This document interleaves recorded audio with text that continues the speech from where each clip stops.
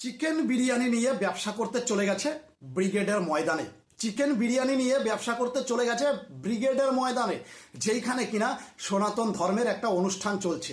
আচ্ছা, আমি একটা কথা জিজ্ঞাসা করতে চাই, কোনো ক্রিকেট ম্যাচ চলছিল, ফুটবল ম্যাচ চলছিল, কোনো মেলা চলছিল? নিশ্চয়ই না। ওই জায়গায় সনাতন ধর্মের একটা অনুষ্ঠান চলছিল, আর তুমি সেই জায়গায় নিয়ে চলে গেছো কি চিকেন বিরিয়ানি। কি কারণে নিয়ে গেছো?